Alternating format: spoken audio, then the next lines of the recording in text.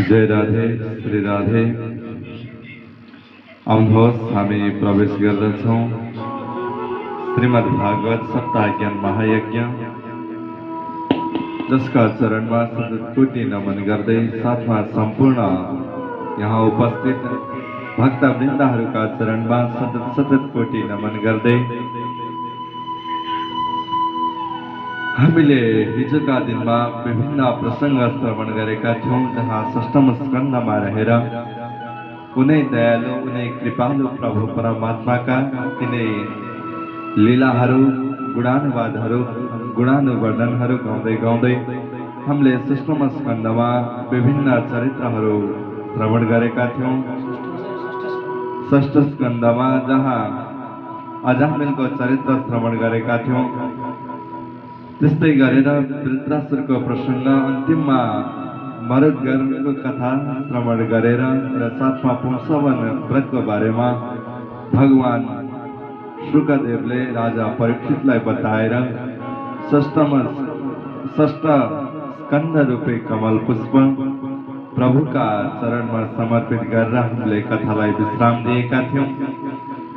आउनुहोस् अब हामी प्रवेश गर्दछौं सप्तम स्कन्धमा, जहाँ सप्तम स्कन्ध जसलाई उदय यानी कि कर्म वासना यानी कि कर्म वासनाको उसमा लिन्छ, किनकि यहाँ तीनटा वासना रहेका छन्, सद् वासना, असद् वासना र मिश्रित वासना। यी तीन वासना रहेको कारणले गर्दाखेरि सप्तम स्कन्धलाई हामीले कर्म वासनाको रूपमा लिन्छ र जहाँ हामीले यी तीनै वासनाहरू हिरण्याक्ष तथा हिरण्यकशिपु तथा प्रह्लादजीको चरित्रमा पाउन सक्छौं भने अन्तिममा जुन धर्म पञ्चाध्याय छ त्यसमा पनि हामीले केही अंश पाउँदछौं। यहाँ सप्तम स्कन्धको सुरुवातमा राजा परीक्षितले प्रश्न गर्नुहुन्छ भगवान शुकदेव स्वामीसँग, भन्नुहुन्छ, हे गुरुदेव, समाप्यासुरीन् ब्रह्मन् भूतानां भगवान् स्वयं इन्द्रस्यार्थे कथं दैत्या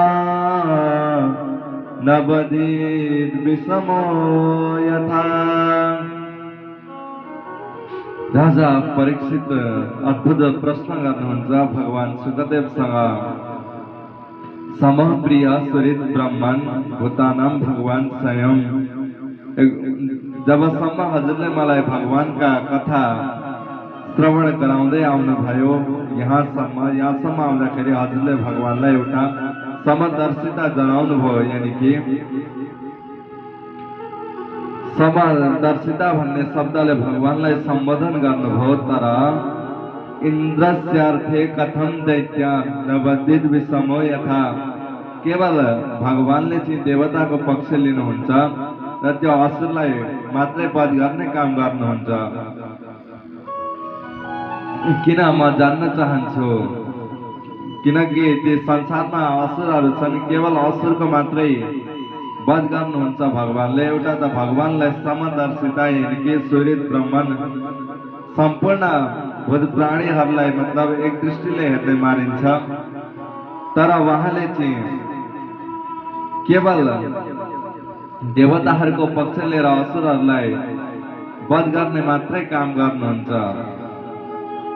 यद्यपि देवताहरूलाई पनि वध गर्नु पर्थ्यो, तर देवताहरूलाई पनि केही गर्नु पर्दथ्यो। किन भन्दा शुकदेव स्वामी भन्नुहुन्छ, जुन तिमीले प्रश्न गरेका छौ अत्यन्तै साधु पृष्ठम यानी कि अत्यन्तै राम्रो प्रश्न गरेका छौ। हेर, तिमीले जुन भनिराखेका छौ कि भगवानले चाहिँ देवताको पक्ष लिनुहुन्छ, असुरलाई वध गर्नुहुन्छ भन्दा, यदि भगवानले असुरलाई वध गर्नु हुँदैन थियो भने जुन हिरण्याक्ष, हिरण्यकश्यप इत्यादि गरेका ती दुष्ट दैत्यहरूले पृथ्वीलाई, जुन वृत्रासुर जस्तो दैत्यहरूले चाहिँ यो संसारलाई नै सखा पार्न आँटेका थिए।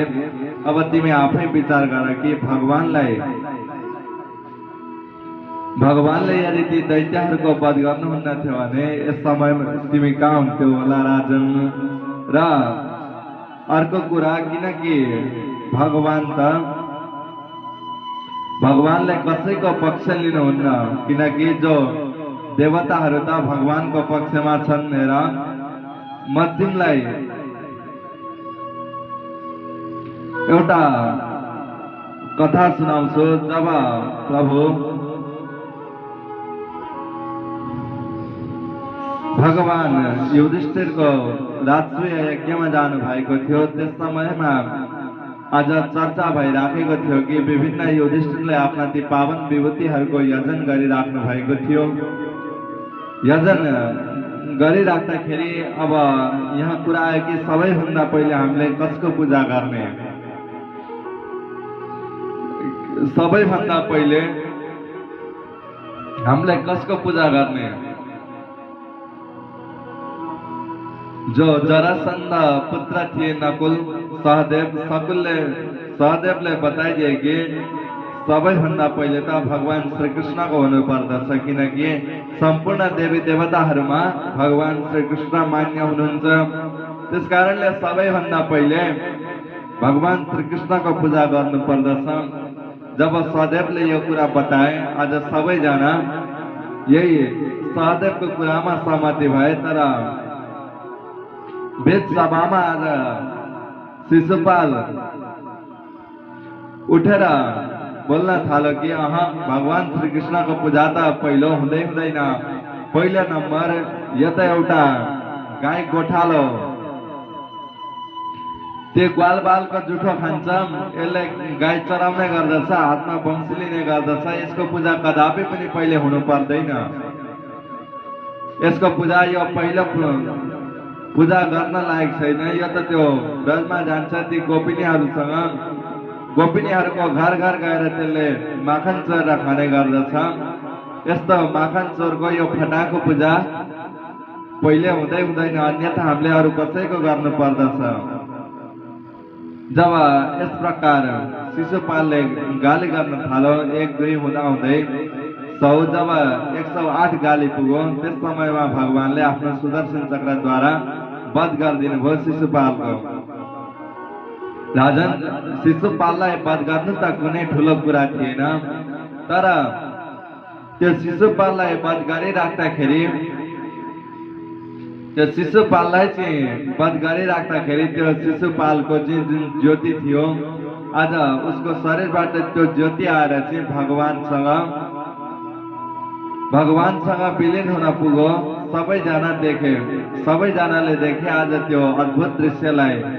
चाहे जसले जस्तो सुकै अवस्थामा भजोस् भगवानलाई, भगवानले अवश्य स्वीकार गर्नुहुन्छ। राजन, जुन तिमीले मलाई आज प्रश्न गर्यौ नि, भगवानलाई समदर्शिता किन भनिन्छ भन्दा, त्यही प्रश्न एक समय देवर्षि नारदसँग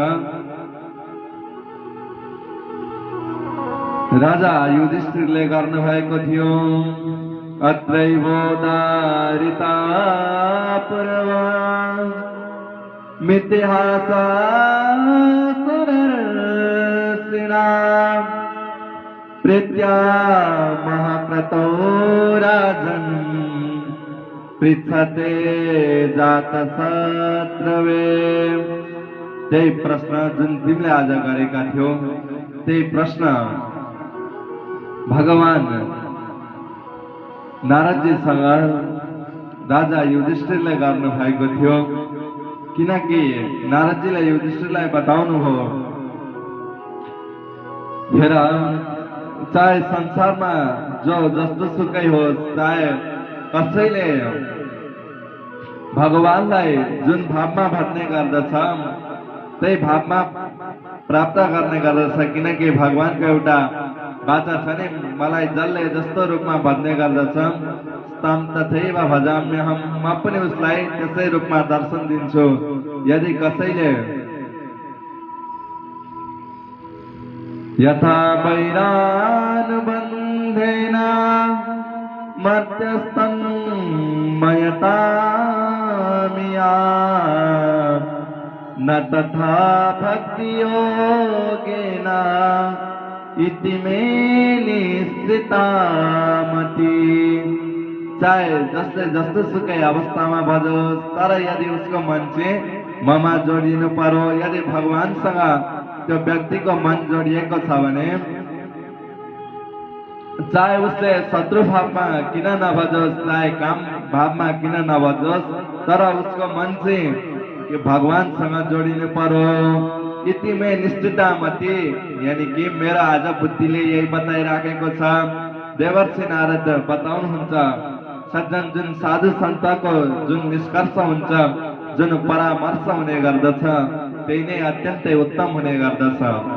आज नारदजीले भन्नुहुन्छ चाहे वैराग्यले होस्, चाहे चिन्तन गरेर होस्, चाहे जस्तो सुकै अवस्थामा होस्, यदि भगवानको भक्ति छ भने चाहिँ उसले भगवानलाई छिटै प्राप्त गर्दछ।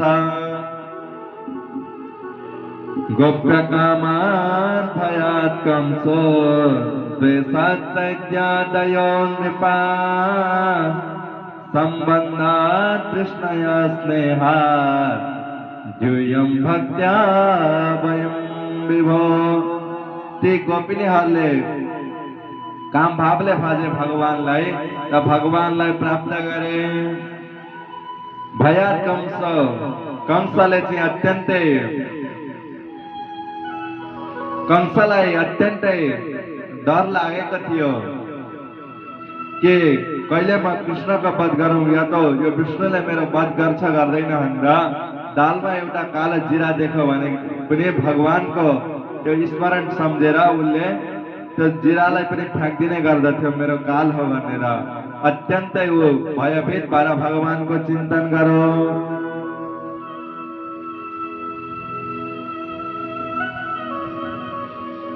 अरू जति पनि जरासन्ध इत्यादि गरिएका राजाहरू थिए, यिनीहरूले पनि द्वेषद्वारा चाहिँ भगवानलाई भजे। हिरण्याक्ष हिरण्यकशिपु यिनीहरूले चाहिँ भगवानलाई सज्जन द्वेष गरेको कारण जब सनकादिक महर्षिहरू अत्यन्तै 10,000 वर्षसम्म तपस्या गरेर जानुभयो वैकुण्ठाधीश प्रभुको दर्शन गर्नको निम्ति गइराख्दाखेरि आज जब 7औं द्वार पार गरेर जहाँ अन्तिम द्वारमा पुग्नुभयो, जहाँ भगवान शयन गरिराख्नु भएको थियो, भगवानका दरपालहरू जय विजयहरू द्वारको अगाडि बसिराखेका थिए। गएर भित्र जानको लागि आज्ञा लिनुभयो, तर यिनीहरूले जान दिएनन्। जान नदिसके पछाडि आज 3 जन्मसम्म असुर हुने श्राप दिनुभयो। कसैले देशात् चैत्यादयो नृपाः, राजन कसैले चाहिँ देशद्वारा पनि भन्ने गर्दछन्। जुन आज यो शिशुपालको वध भयो, त्यो शिशुपालले त 1 जन्मको दुश्मनी थिएन भगवानसँग, 3 जन्मको त्यो सनकादिक महर्षिहरूको श्राप पाएर 3 जन्मदेखि उनीहरूले भगवानसँग द्वेष भावमा भजिराखेका थिए। सम्बन्धात् कृष्णया स्नेहात्, 3 जन्म चाहिँ के भन्दा पहिलो जन्म यिनीहरूको थियो हिरण्याक्ष हिरण्यकशिपु, दोस्रो जन्म शिशु कुम्भकर्ण रावण, र तेस्रो जन्म यिनीहरूको शिशुपाल र जन्त्रभक्त थियो। जब यिनीहरू चाहिँ पहिलो जन्ममा कुम्भकर्ण र रावण बनेर आए, प्रभु श्रीरामको अत्यन्तै यिनीहरूले निन्दा गरे। त्यस समयमा प्रभु श्रीरामले यिनीहरूको वध गरिदिनु भयो। जब दोस्रो जन्म यिनीहरू आए हिरण्याक्ष हिरण्यकशिपु, अझै दुईटैलाई भगवान विष्णुले विभिन्न अवतार गरेर वध गरिदिनु भयो। नरसिंह र वराह अवतार लिएर यिनीहरूको वध गरिदिनु भयो। जब आज तेस्रो जन्ममा आएको थियो, तेस्रो जन्ममा चाहिँ आज साक्षात शिशुपाल र जन्त्रभक्त बनेर आएको छ। राजन जुन आज तिमीले त्यो ज्योति गइराखेको थियो नि, त्यो चाहिँ केवल 3 जन्मदेखि चाहिँ भगवानलाई उनीहरूले भजिराखेका छन्। त्यही 3 जन्मदेखि गरेको भजनको प्रभावले गर्दा चाहिँ आज उनीहरूले मुक्तिलाई प्राप्त गरे। र जो कृष्ण वंशीहरू थिए तिनीहरूले चाहिँ भगवानलाई सम्बन्धद्वारा प्राप्त गरे। जुयम भक्त्या वयम विवो भगवानलाई त भक्तिद्वारा प्राप्त गरिन्छ। तस्मात् केनाप्युपायेन मन कृष्णे निवेशयेत्। चाहे हामीले कामभावमा भजौँ, चाहे शत्रुता, चाहे विरतामा भजौँ, तर हाम्रो मन चाहिँ भगवानसँग जोडिनु पर्यो। हाम्रो मन चाहिँ हामीले जुनै प्रकारद्वारा पनि भगवानसँग जोड्नु पर्यो। बिना भगवानसँग हाम्रो मन नजोडी चाहिँ संसारमा हामीले मुक्ति पाउने कुनै पनि उपाय छैन। र जो हिरण्यकश्यप थियो, जसको मैले तिमीलाई 3 जन्मको कहानी सुनाए, त्यसको हिरण्यकश्यपको पुत्र चाहिँ अत्यन्तै भगवानको भक्त थियो। भगवान श्री हरिको भजन गर्दथ्यो, तर चाहिँ उसले केवल शत्रुलाई लिन्थ्यो। आफ्नै पुत्रलाई पनि वध गर्नको लागि आफ्नै पुत्रसँग पनि द्वेष गरेको थियो। अझ राजा युधिष्ठिरले प्रश्न गर्नुभयो, म जान्न चाहन्छु गुरुदेव, किन आफ्नै पुत्रको चाहिँ वध गर्न खोजो? साक्षात् त्यो एउटा दैत्यको कुलमा चाहिँ भगवत भक्तको चाहिँ कसरी जन्म भयो, म त्यो सम्पूर्ण कथा श्रवण गर्न चाहन्छु गुरुदेव, मलाई त्यो कथा श्रवण गराउनुहोस्।